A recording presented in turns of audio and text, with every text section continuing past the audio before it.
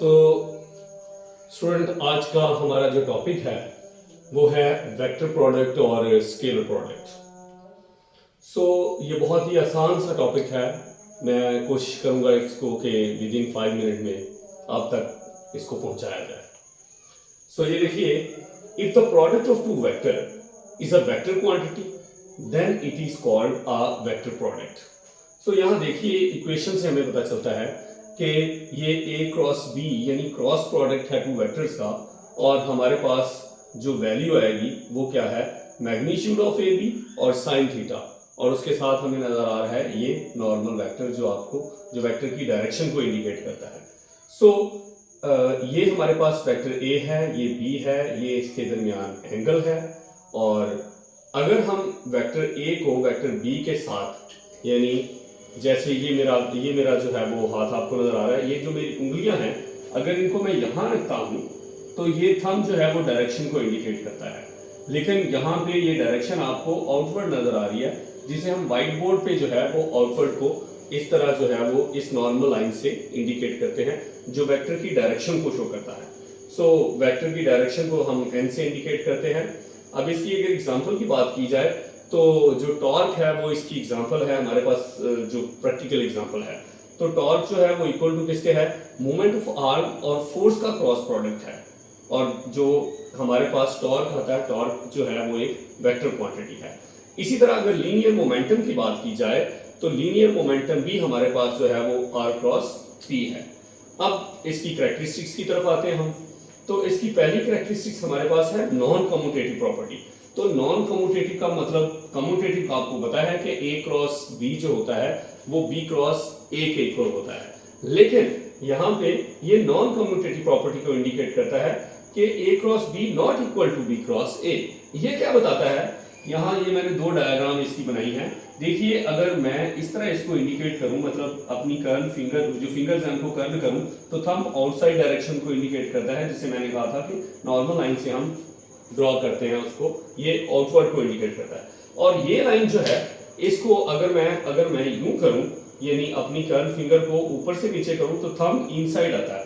तो ये वाली जो लाइन है ये इनसाइड को इंडिकेट करती है। तो हमें इससे पता चलता है कि A cross B not equal to B cross A, क्योंकि इस तरह क्या है, इस तरह जो डायरेक्शन है वो इनकी क्या आ रही है, ऑपोजिट आ रही है।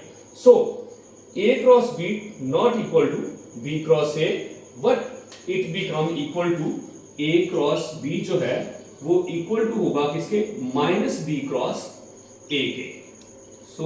ये इसके इक्वल हो सकता है। नेक्स्ट आइए, परपेंडिकुलर वेक्टर्स।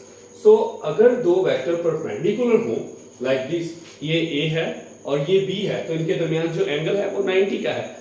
आप अगेन इक्वेशन देखिए A क्रॉस B, तो यहाँ पे 90 जो है वो साइन 90 वो हमारे पास 1 होता है। अगर 9 साइन 91 है तो देखिए हमारे पास इसकी वैल्यू क्या आएगी, A cross B is equal to AB यानी magnitude of AB and N। अगर इनके यूनिट वेक्टर की बात करें हम, तो यूनिट वेक्टर हमें क्या बताता है कि अगर हमारे पास ये देखिए, अगर हमारे पास ये जो है वो I वेक्टर है, ये J है, ये K है, यानी 3 वेक्टर जो है वो परपेंडिकुलर है।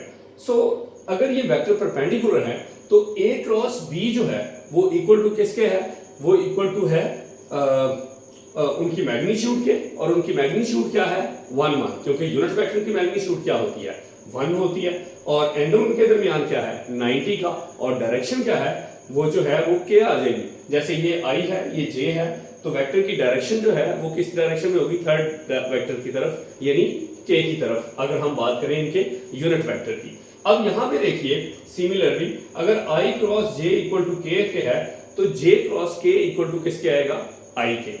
इसी तरह K cross I equal to किसके आएगा, J के। लेकिन अगर हम बात करें कि इनको अगर ऑपोजिट कर दिया जाए, यानी J को I की जगह हम कर दें, ये माइनस K के आएगा। इसी तरह ये भी, और इनकी डायरेक्शन क्या हो जाएंगी, चेंज हो जाएंगी।